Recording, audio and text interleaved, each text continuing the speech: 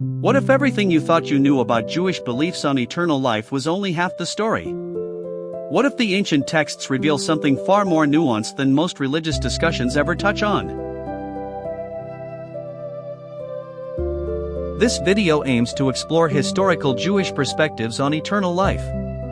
While I've researched this topic extensively, I acknowledge that Jewish thought is diverse, and individual beliefs may vary.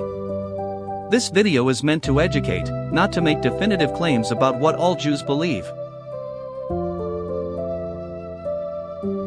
Welcome to Wisdom Files, where we unpack religious concepts that have shaped human history.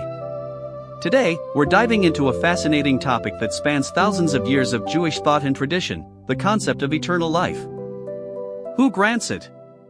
What does it actually mean in Jewish tradition? And how have these beliefs evolved over time? The question of eternal life touches something deep within us all. It's that universal human longing to transcend our mortality, to believe our existence means something beyond our brief time on earth. But when we look at what Judaism actually teaches about this, we find something far more nuanced than many people realize. First, let's clear up a common misconception. Judaism isn't monolithic, it never has been. Throughout history, Jewish perspectives on the afterlife and eternal life have been remarkably diverse. The Judaism of the Torah period looks different from Rabbinic Judaism, which differs from medieval Jewish mysticism, which differs from modern Reform or Orthodox thought.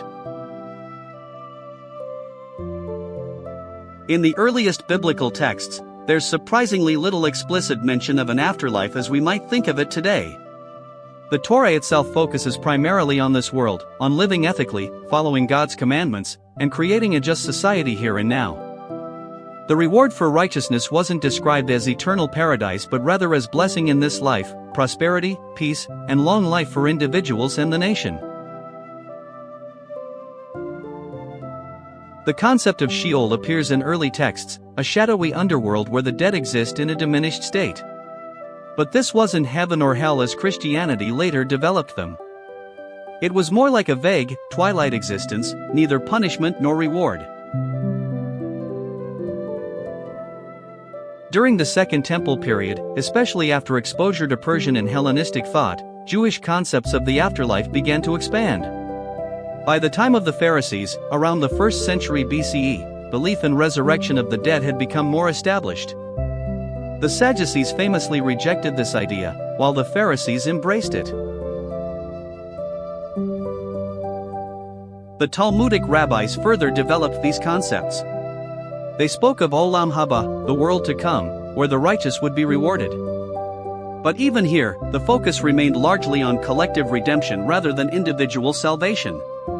The emphasis was on the eventual resurrection of the dead when the Messiah would come, rather than on souls immediately ascending to heaven.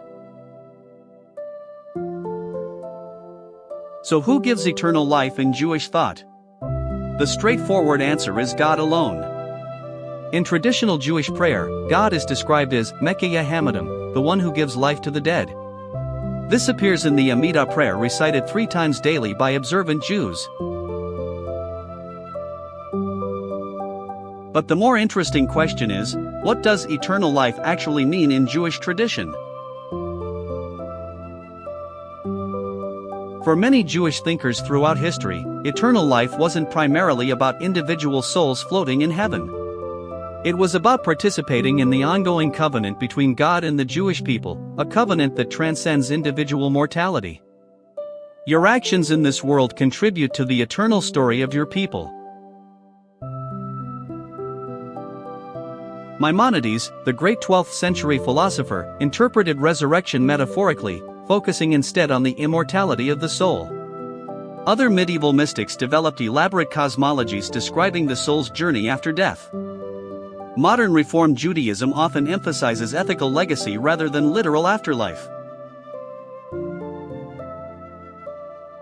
What's fascinating is how Jewish thought has maintained this creative tension between this worldly focus and transcendent hope. Judaism insists that what we do in this world matters tremendously, that creating justice, showing compassion, and living with integrity are ends in themselves, not just means to heavenly reward. At the same time, Judaism has nurtured a profound hope that death is not the end, that our lives have meaning beyond our biological existence. This hope takes different forms: literal resurrection, spiritual immortality, or living on through one's impact on others and the world.